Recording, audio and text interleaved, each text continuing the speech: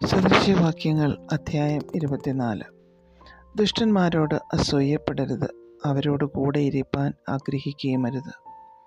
അവരുടെ ഹൃദയം സാഹസം ചിന്തിക്കുന്നു, അവരുടെ അധരം വേണ്ടാതനം പറയുന്നു.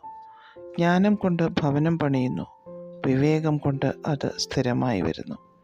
പരിജ്ഞാനം കൊണ്ട് അതിൻ്റെ മുറികളിൽ വിലയേറിയതും മനോഹരവുമായ സകല സമ്പത്തും നിറഞ്ഞു വരുന്നു. ജ്ഞാനിയായ പുരുഷൻ ബലവാനാകുന്നു, പരിജ്ഞാനമുള്ളവൻ ബലം വർദ്ധിപ്പിക്കുന്നു. ഭരണസാമർഥ്യത്തോടെ നീ യുദ്ധം നടത്തി ജയിക്കും, മന്ത്രിമാരുടെ ബഹുത്വത്തിൽ രക്ഷയുണ്ട്. ജ്ഞാനം ഭോഷന് അത്യുന്നതമായിരിക്കുന്നു, അവൻ പട്ടണവാതിൽക്കൽ വായി തുറക്കുന്നില്ല. ദോഷം ചെയ്യുവാൻ നിരൂപിക്കുന്നവനെ ദുഷ്കർമ്മി എന്ന് പറഞ്ഞു വരുന്നു. ഭോഷൻ്റെ നിരൂപണം പാപം തന്നെ, പരിഹാസി മനുഷ്യർക്ക് വെറുപ്പാകുന്നു. കഷ്ടകാലത്ത് നീ കുഴഞ്ഞു പോയാൽ നിന്റെ ബലം നഷ്ടം തന്നെ. മരണത്തിന് കൊണ്ടുപോകുന്നവരെ വിടുവിക്ക, കൊലയ്ക്കായി വിറച്ചു ചെല്ലുന്നവരെ രക്ഷിപ്പാൻ നോക്കുക. ഞങ്ങൾ അറിഞ്ഞില്ലല്ലോ എന്ന് നീ പറഞ്ഞാൽ, ഹൃദയങ്ങളെ തൂക്കി നോക്കുന്നവൻ ഗ്രഹിക്കയില്ലയോ? നിന്റെ പ്രാണനെ കാക്കുന്നവൻ അറിയുകയില്ലയോ? അവൻ മനുഷ്യന് പ്രവൃത്തിക്ക് തക്കവണ്ണം പകരം കൊടുക്കയില്ലയോ? മകനെ, തേൻ തിന്നുക, അത് നല്ലതല്ലോ. തേൻകട്ട നിന്റെ അണ്ണാക്കിന് മധുരമത്രേ. ജ്ഞാനവും നിന്റെ ഹൃദയത്തിന് അങ്ങനെ തന്നെ എന്നറിയുക. നീ അത് പ്രാപിച്ചാൽ പ്രതിഫലമുണ്ടാകും, നിന്റെ പ്രത്യാശയ്ക്ക് ഭംഗം വരികയുമില്ല. ദുഷ്ട, നീ നീതിമാൻ്റെ പാർപ്പിടത്തിന് പതിയിരിക്കരുത്, അവൻ്റെ വിശ്രാമസ്ഥലത്തെ നശിപ്പിക്കുകയുമരുത്. നീതിമാൻ 7 പ്രാവശ്യം വീണാലും എഴുന്നേൽക്കും, ദുഷ്ടന്മാരോ അനർത്ഥത്തിൽ നശിച്ചു പോകും. നിന്റെ ശത്രു വീഴുമ്പോൾ സന്തോഷിക്കരുത്, അവനിടറുമ്പോൾ നിന്റെ ഹൃദയം ആനന്ദിക്കരുത്. യഹോവ കണ്ടിട്ട് അവൻ ഇഷ്ടക്കേടാകുവാനും തൻ്റെ കോപം അവങ്കിൽ നിന്ന് മാറ്റിക്കളവാനും മതി. ദുഷ്പ്രവൃത്തിക്കാർ നിമിത്തം മുഷിയരുത്, ദുഷ്ടന്മാരോട് അസൂയപ്പെടുകയും അരുത്. ദോഷിക്ക് പ്രതിഫലമുണ്ടാകയില്ല, ദുഷ്ടൻ്റെ വിളക്ക് കെട്ടുപോകും. മകനെ, യഹോവയെയും രാജാവിനെയും ഭയപ്പെടുക, മത്സരികളോട് ഇടപെടരുത്. അവരുടെ ആപത്ത് പെട്ടെന്ന് വരും, 2 കൂട്ടർക്കും വരുന്ന നാശം ആരറിയുന്നു? ഇവയും ജ്ഞാനികളുടെ വാക്യങ്ങൾ. ന്യായവിസ്താരത്തിൽ മുഖദാക്ഷിണ്യം നന്നല്ല. ദുഷ്ടനോട് നീ നീതിമാൻ എന്ന് പറയുന്നവനെ ജാതികൾ ശപിക്കുകയും വംശങ്ങൾ വെറുക്കുകയും ചെയ്യും. അവനെ ശാസിക്കുന്നവർക്കോ നന്മയുണ്ടാകും, നല്ലൊരനുഗ്രഹം അവരുടെ മേൽ വരും. നേരുള്ള ഉത്തരം പറയുന്നവൻ അധരങ്ങളെ ചുംബനം ചെയ്യുന്നു. വെളിയിൽ നിന്റെ വേല ചെയ്യുക, വയലിൽ എല്ലാം തീർക്കുക, പിന്നത്തേതിൽ നിന്റെ വീട് പണിയുക. കാരണം കൂടാതെ കൂട്ടുകാരന് വിരോധമായി സാക്ഷി നിൽക്കരുത്, നിന്റെ അധരം കൊണ്ട് ചതിക്കുകയുമരുത്. അവൻ എന്നോട് ചെയ്തതുപോലെ ഞാൻ അവനോട് ചെയ്യുമെന്നും ഞാൻ അവന് അവൻ്റെ പ്രവൃത്തിക്ക് പകരം കൊടുക്കുമെന്നും നീ പറയരുത്. ഞാൻ മടിയൻ്റെ കണ്ടത്തിനരികെയും ബുദ്ധിഹീനൻ്റെ മുന്തിരിത്തോട്ടത്തിന് സമീപയും കൂടിപ്പോയി. അവിടെ മുള്ള് പടർന്നു പിടിച്ചിരിക്കുന്നതും തൂവം നിറഞ്ഞ് നിലം മൂടിയിരിക്കുന്നതും അതിൻ്റെ കന്മതിൽ ഇടിഞ്ഞു കിടക്കുന്നതും കണ്ടു.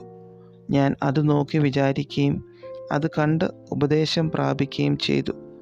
കുറെ കൂടെ ഉറക്കം, കുറെ കൂടെ നിദ്ര, കുറെ കൂടെ കൈകെട്ടിക്കിടക്കാം. അങ്ങനെ നിന്റെ ദാരിദ്ര്യം വഴിപോക്കനെ പോലെയും നിന്റെ ബുദ്ധിമുട്ട് ആയുധപാണിയെപ്പോലെയും വരും. അധ്യായം 25. ഇവയും ശലോമോൻ്റെ സദൃശ്യവാക്യങ്ങൾ. യഹൂദ രാജാവായ ഹിസ്കിയാവിൻ്റെ ആളുകൾ അവയെ ശേഖരിച്ചിരിക്കുന്നു. കാര്യം മറച്ചു വെക്കുന്നത് ദൈവത്തിൻ്റെ മഹത്വം, കാര്യം ആരായുന്നതോ രാജാക്കന്മാരുടെ മഹത്വം. ആകാശത്തിൻ്റെ ഉയരവും ഭൂമിയുടെ ആഴവും രാജാക്കന്മാരുടെ ഹൃദയവും അഗോചരം.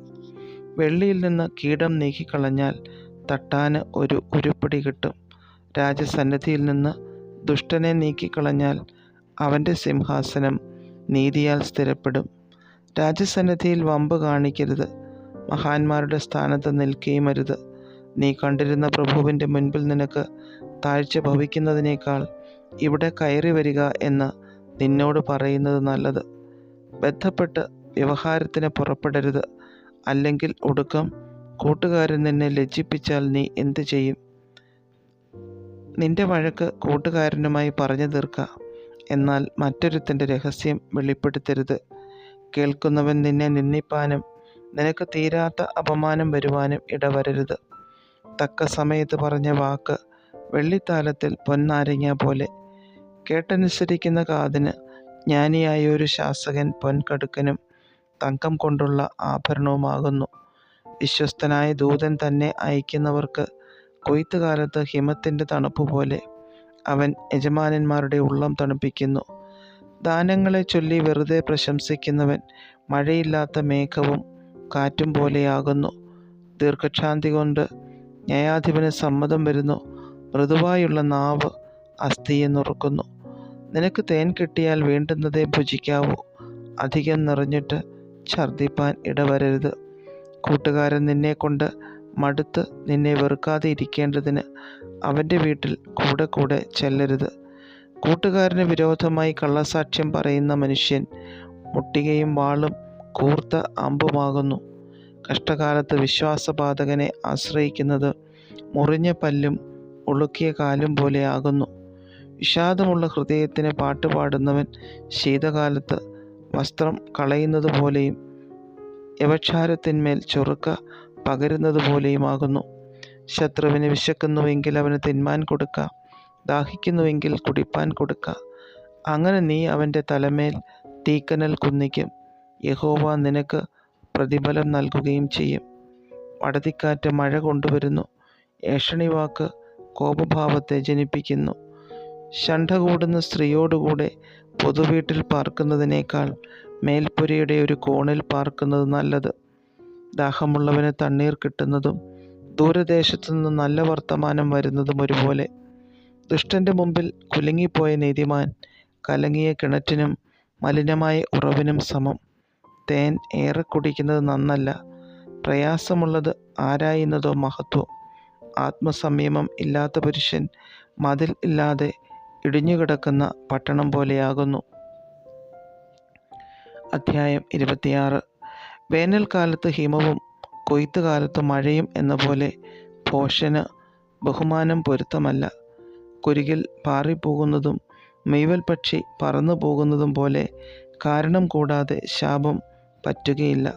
കുതിരയ്ക്ക് ചമ്മട്ടി, കഴുതയ്ക്ക് കടിഞ്ഞാൺ, മൂഢന്മാരുടെ മുതുകിന് വടി. നീയും മൂഢനെ പോലാകാതിരിക്കേണ്ടതിന് അവൻ്റെ ഭോഷത്വം പോലെ അവനോട് ഉത്തരം പറയരുത്. മൂഢന് താൻ ജ്ഞാനിയെന്ന് തോന്നാതിരിക്കേണ്ടതിന് അവൻ്റെ ഭോഷത്വത്തിന് ഒത്തവണ്ണം അവനോട് ഉത്തരം പറക. മൂഢൻ്റെ കൈവശം വർത്തമാനം അയക്കുന്നവൻ സ്വന്തം കാൽ മുറിച്ചു കളയുകയും അന്യായം കുടിക്കുകയും ചെയ്യുന്നു. മൂഢന്മാരുടെ വായിലെ സദൃശ്യവാക്യം മുടന്തൻ്റെ കാൽ ഞാന്നു കിടക്കുന്നത് പോലെ. മൂഢന് ബഹുമാനം കൊടുക്കുന്നത് കവണയിൽ കല്ല് കെട്ടി മുറുക്കുന്നത് പോലെ. മൂഢന്മാരുടെ വായിലെ സദൃശ്യവാക്യം മത്തൻ്റെ കയ്യിലെ മുള്ളുപോലെ. എല്ലാവരെയും മുറിവേൽപ്പിക്കുന്ന വില്ലാളിയും മൂഢനെ കൂലിക്ക് നിർത്തുന്നവനും കണ്ടവരെ കൂലിക്ക് നിർത്തുന്നവനും ഒരുപോലെ. നായ ഛർദ്ദിച്ചതിലേക്ക് വീണ്ടും തിരിയുന്നതും മൂഢൻ തൻ്റെ ഭോഷത്വം ആവർത്തിക്കുന്നതും ഒരുപോലെ. തനിക്ക് തന്നെ ജ്ഞാനിയെന്ന് തോന്നുന്ന മനുഷ്യനെ നീ കാണുന്നുവോ? അവനെക്കുറിച്ചുള്ളതിനേക്കാളും മൂഢനെക്കുറിച്ച് അധികം പ്രത്യാശയുണ്ട്. വഴിയിൽ കേസരിയുണ്ട്, തെരുക്കളിൽ സിംഹമുണ്ട് എന്നിങ്ങനെ മടിയൻ പറയുന്നു. കതക് ചുഴിക്കുറ്റിയിൽ എന്ന പോലെ മടിയൻ തൻ്റെ കിടക്കയിൽ തിരിയുന്നു. മടിയൻ തൻ്റെ കൈ തളികയിൽ പൂത്തുന്നു. വായിലേക്ക് തിരികെ കൊണ്ടുവരുന്നത് അവന് പ്രയാസം. ബുദ്ധിയോടെ പ്രതിവാദിപ്പാൻ പ്രാപ്തിയുള്ള 7 പേരിലും താൻ ജ്ഞാനിയെന്ന് മടിയന് തോന്നുന്നു. തന്നെ സംബന്ധിക്കാത്ത വഴക്കിൽ ഇടപെടുന്നവൻ വഴിയെ പോകുന്ന നായുടെ ചെവിക്ക് പിടിക്കുന്നവനെ പോലെ. കൂട്ടുകാരനെ വഞ്ചിച്ചിട്ടത് കളി എന്ന് പറയുന്ന മനുഷ്യൻ തീക്കൊള്ളികളും അമ്പുകളും മരണവും എറിയുന്ന ഭ്രാന്തനെ പോലെയാകുന്നു. വിറകില്ലാഞ്ഞാൽ തീ കെട്ടുപോകും, നുണയനില്ലാഞ്ഞാൽ വഴക്കും ഇല്ലാതെയാകും. കരി കനലിനും വിറക് തീക്കുമെന്ന പോലെ വഴക്കുകാരൻ കലഹം ജ്വലിക്കുന്നതിന് കാരണം. ഏഷണിക്കാരൻ്റെ വാക്ക് സ്വാദുഭോജനം പോലെ, അത് വയറ്റിൻ്റെ അറകളിലേക്ക് ചെല്ലുന്നു. സ്നേഹം ജ്വലിക്കുന്ന അധരവും ദുഷ്ടഹൃദയവും വെള്ളിക്കീടം പൊതിഞ്ഞ മൺകുടം പോലെയാകുന്നു. പകയ്ക്കുന്നവൻ അധരം കൊണ്ട് വേഷം ധരിക്കുന്നു, ഉള്ളിലോ അവൻ ചതിവ് സംഗ്രഹിച്ചു വയ്ക്കുന്നു. അവൻ ഇമ്പമായി സംസാരിക്കുമ്പോൾ അവനെ വിശ്വസിക്കരുത്. അവൻ്റെ ഹൃദയത്തിൽ 7 വെറുപ്പുണ്ട്. അവൻ്റെ പക കപടം കൊണ്ട് മറച്ചു വെച്ചാലും അവൻ്റെ ദുഷ്ടത സഭയുടെ മുമ്പിൽ വെളിപ്പെട്ടു വരും. കുഴി കുഴിക്കുന്നവൻ അതിൽ വീഴും, കല്ല് ഉരുട്ടുന്നവൻ്റെ മേൽ അത് തിരിഞ്ഞുരുളും. ഭോഷ്ക് പറയുന്ന നാവ് അതിനാൽ തകർന്നവരെ ദ്വേഷിക്കുന്നു, മുഖസ്തുതി പറയുന്ന വായ് നാശം വരുത്തുന്നു.